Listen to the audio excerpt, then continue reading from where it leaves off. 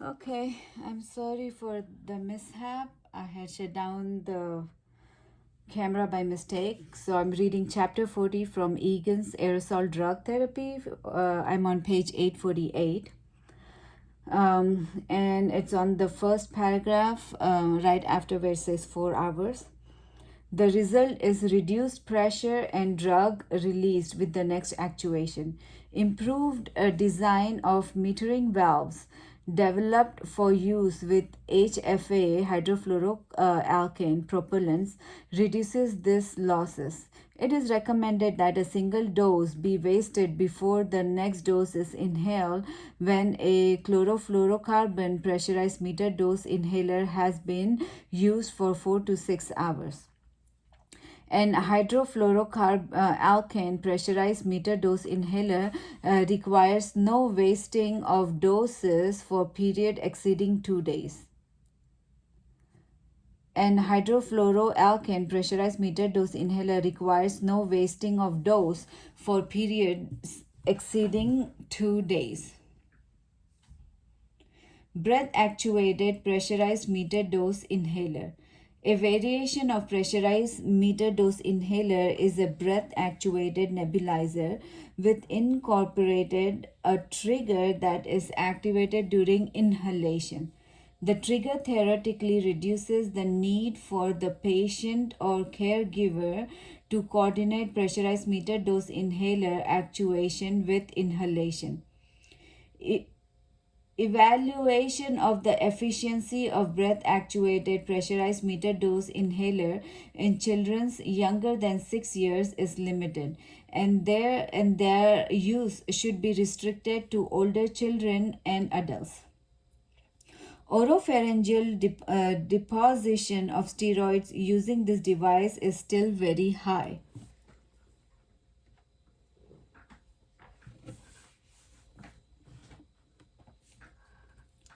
Oropharyngeal deposition of steroids using this device is still very high. Rule of thumb: a pressurized meter dose inhaler PMDI has a press and breathe design. A breath actuated pressurized meter dose inhaler incorporates a trigger that is activated with inspiration. Before initial use and after storage, every pressurized meter dose inhaler should be primed by shaking and actuating the device to atmosphere only to 4 times, 1 to 4 times, depending on the label. Rule of thumb: a pressurized meter dose inhaler PMDI has a press and breathe design. A breath actuated pressurized meter dose inhaler incorporates a trigger that is activated with inspiration. Before initial use and after storage, every pressurized meter dose inhaler should be primed by shaking and actuating the device to atmosphere 1 to 4 times, depending on the label. Dose counters. A serious limitation of multi-dose inhalers is the lack of a dose counters. A serious limitation of multi-dose inhalers is the lack of a counter to indicate the number of doses remaining in the canister.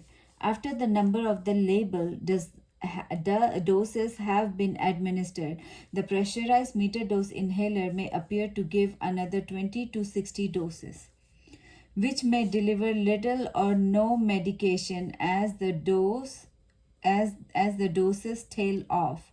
The tail off effect refers to variability in the amount of drug dispensed towards the end of the life of the canister. The result of tail off is swings from normal to almost no dose emitted from one breath to the next, with no reliable indicator to the user. Without a dose counter, there is no variable method to determine remaining drug in a pressurized meter dose inhaler other than manually keeping a log of every dose taken. The US Food and Drug Administration FDA is requiring all new pressurized meter dose inhaler to have counter technology to track pressurized meter dose inhaler actuation remaining. Third party dose counter may be added to older pressurized meter dose inhaler models but may not have the accuracy of built in technology. Page 849. Mini Clinic. Using universal pressurized meter dose inhaler actuator or boot. Problem: the association of cystic CHF, chlorofluorocarbons with degradation of the Earth's atmosphere and the ozone layer has resulted in an international treaty banning use of these compounds. As hydrofluoroalkanes became the propellant of choice, a problem arises. If the chlorofluorocarbon and hydrofluoroalkane drug formulations are bioequivalent, can these compounds be used with same universal pressurized meter dose inhaler actuator or boot? Discussion. In the case of hydrofluoroalkane based albuterol, for example, Proventil hydrofluoroalkane, the operating pressure and the stem orifice differs from those used for the chlorofluorocarbon formulation. The result is different plume geometric. When hydrofluoroalkane albuterol is used in a universal adapter designed for chlorofluorocarbon albuterol, the mass median aerodynamic and GSD geometric standard deviation the MMAD, mass median aerodynamic diameter, and GSD, geometric standard deviation, are greatly increased. The result is that significantly less drug is available to the patient.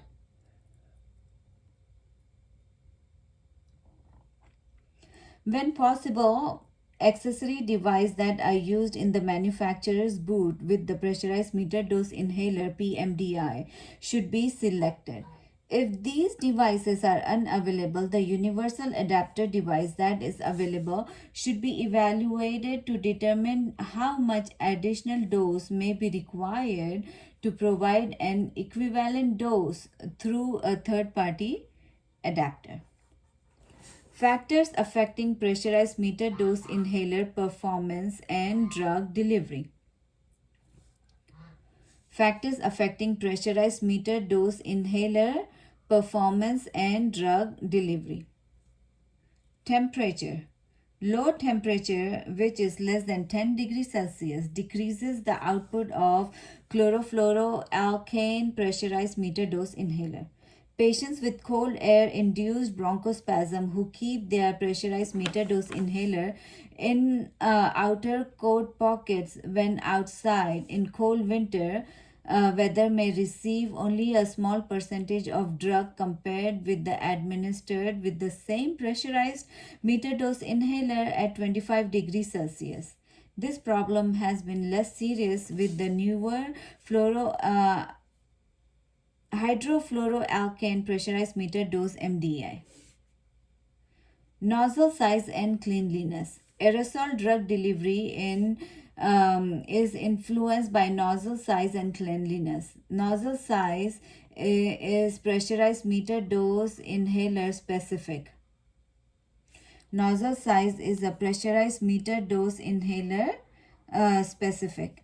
As debris build up on the nozzle or actuator orifice, the emitted dose is reduced.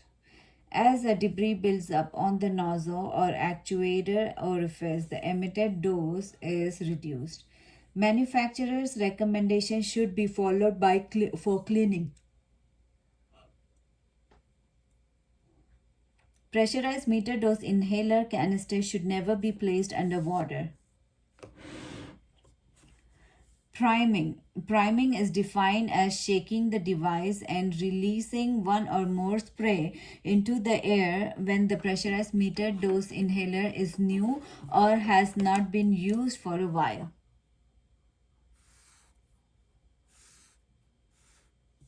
It is done to mix the drug and the propellant, which can separate in the canister over time. Priming is required to provide an adequate dose according to the manufacturer's guidelines. Timing of actuation interval. Manufacturers recommend 30 seconds to 1 minute between actuation. When propellants are released, the device cools, changing aerosol output. When propellant are released, the device cools, changing aerosol output. The pause allows the device to return to room temperature and recover normal output. However, previous research showed that pressurized meter dose inhaler output is similar at 15-second interval. Very rapid actuation of multiple puff per breath reduce inhaled drug per puff. Aerosol delivery characteristics. Although pressurized meter dose inhalers can produce particles in the respirable range, mass median aerodynamic 2 to 6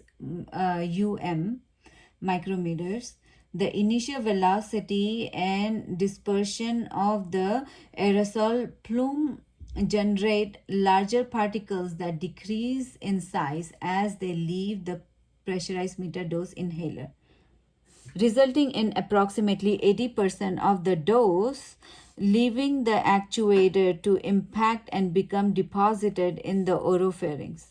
A significant portion of this oropharyngeal deposition is swallowed. A significant portion of this oropharyngeal deposition is swallowed and may be a factor in systemic absorption of some drugs. Pulmonary deposition ranges from 10% to 20% in adults and larger children, less in infants. The exact amount of the drug delivered to an individual patient is unpredictable because of the high variability between the patient and because pressurized meter dose inhaler drug administration is technique dependent. Box 40.1 Optimal teaching for use of pressurized meter dose inhaler. Warm the pressurized meter dose inhaler canister to hand or body temperature and shake it vigorously. Before first use of pressurized meter dose inhaler, uh, before first use of new pressurized meter dose inhaler and when the pressurized meter dose inhaler has not been used for several days. Prime the pressurized meter dose inhaler by pointing it into the air, away from people and actuating a couple of times. 3. Assemble the apparatus and uncap the mouthpiece, ensuring there are no loose objects in the device. 4. Open mouth technique. Open your mouth wide, keeping tongue down. Hold the pressurized meter dose inhaler with the canister oriented downwards and the outlet aimed at your mouth. Position the pressurized PMDI approximately 4 centimeters to finger breadths away from your mouth.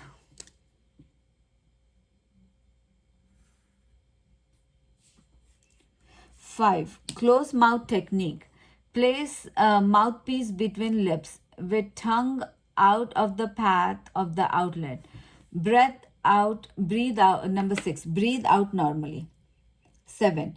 As you slowly begin to breathe in, less than 0.5 liter per second, actuate the pressurized meter dose inhaler. Number 8, continue inspiration to total lung capacity. 9, hold your breath for up to 10 seconds, then release and breathe normally. 10, wait 1 minute between puffs. Number 10, disassemble disassemble the apparatus and recap the mouthpiece. Technique. The successful administration of aerosol drug by pressurized meter dose inhaler is highly technique dependent. Two-thirds of patients and healthcare professionals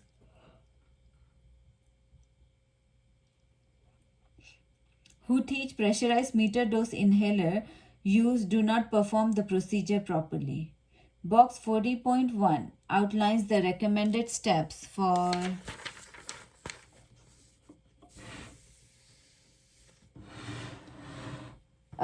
self-administering a bronchodilator by pressurized meter dose inhaler.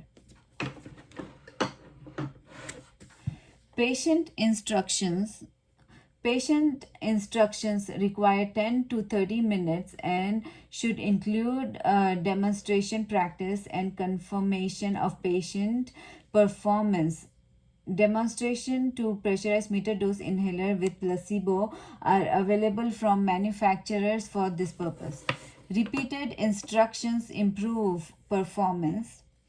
Repeated instructions improve performance. Repeat instruction is done most appropriately with follow-up clinic or home visits.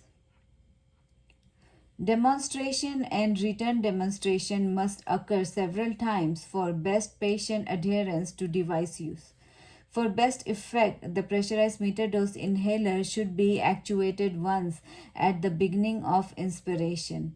Common hand-breath coordination problem include actuating the pressurized meter dose inhaler before and after the breath. Oh, I'm on page 850. Some patients, especially infants, young children, elderly adults, and patients in acute distress, may be unable to coordinate actuation of the pressurized meter dose inhaler with inspiration. Some patients exhibit a cold Ferron effect, which occurs when the cold aerosol plume reaches the back of the mouth and the patient stops inhaling. All of these problems reduce aerosol delivery to the lung to the point that the patient does not benefit from the medication, but they can be corrected entirely or in part by the use of proper pressurized meter dose accessory device. Most pressurized meter dose inhaler labels call for placing the mouthpiece between the lips. However, positioning the outlet of the pressurized meter dose inhaler approximately 4 centimeter 2 fingers length in front of the mouth improves lung deposition by decreasing oral pharyngeal impaction. Holding the canister outside the open mouth at 2 finger length 4 centimeter provides a space for the particles to decelerate while evaporating, allowing the particle size to reduce to respirable size. Using the open mouth technique with a low inspiratory flow rate can result in a doubling of the dose delivered to the lower respiratory tract of an adult. Using an open mouth technique with a low respiratory flow rate can result in doubling of the dose delivered to the lower respiratory tract of an adult from approximately 7% to 10% to 14% to 20%. However, this technique is more difficult for patients to perform reliably than the closed mouth technique. Although it may reduce oropharyngeal deposition, the technique has not been shown to improve the clinical response to pressurized meter dose inhaler bronchodilator. Mini clinic. High oral deposition with pressurized meter dose inhaler. High oral deposition with pressurized meter dose inhaler.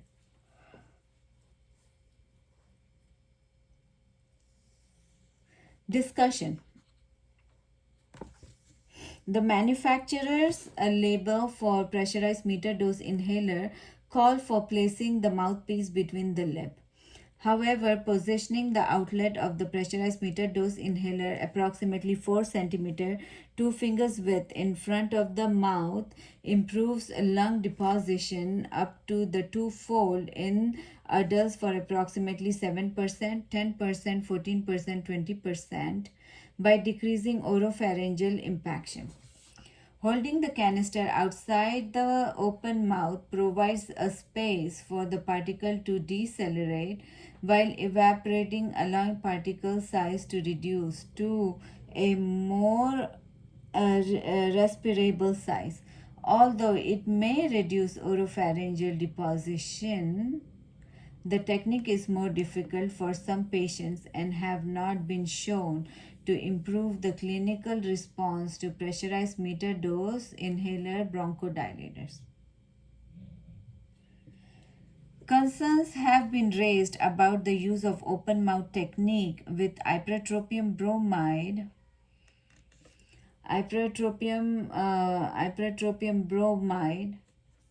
because poor conditions can result in drug being sprayed into the eyes. Use of anticholinergic agents has been associated with increased ocular pressure. Use of anticholinergic agents has been associated with increased ocular pressure, which could be dangerous for patients with glaucoma. For avoidance of ocular exposure, the drug manufacturers recommend that the patient use the closed mouth technique with ipratropium bromide.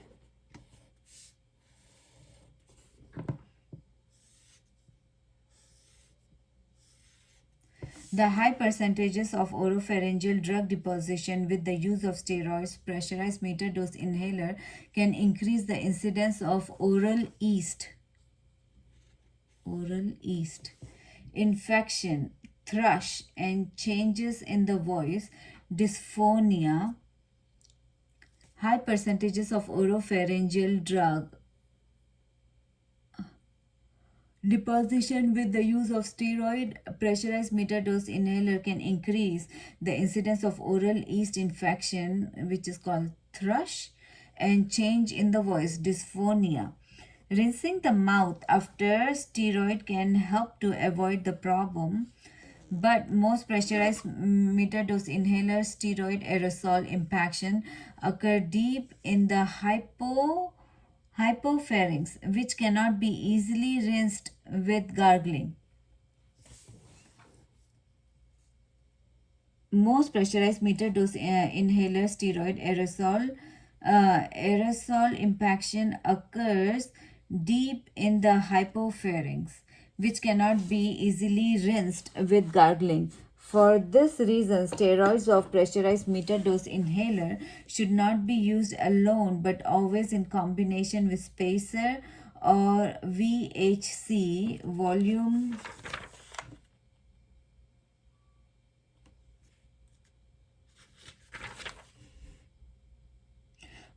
holding valve holding chamber.